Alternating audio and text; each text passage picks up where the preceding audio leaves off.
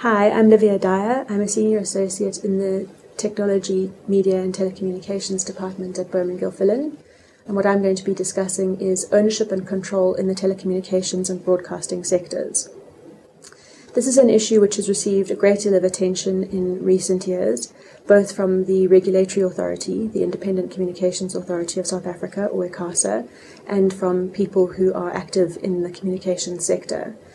ICASA has recently published a new discussion document in relation to ownership and control in the communications sector in relation to both telecommunications and broadcasting.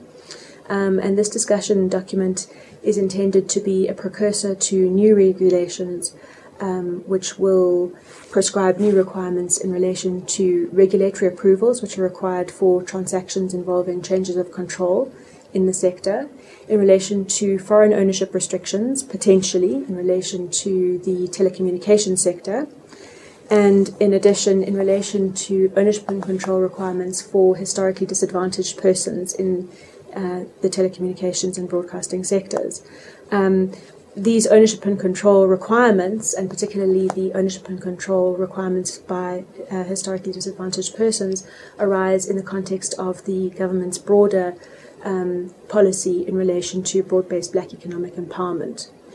At the moment, there is quite a lot of confusion in relation to what requirements are applicable with regard to ownership by historically disadvantaged persons, firstly, and secondly, when regulatory approval of transactions in the sector is in fact required. And the reason for this is that the legislation in terms of which the sector is regulated has relatively recently changed,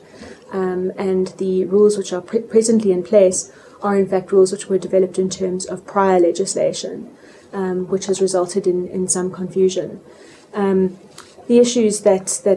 the discussion document and in turn the regulations that ICASA will develop are intended to try to resolve some of these issues, to resolve some of the confusion, and the regulations which will be forthcoming during the course of 2010 will hopefully resolve some of these issues and provide clarity to participants in the sector.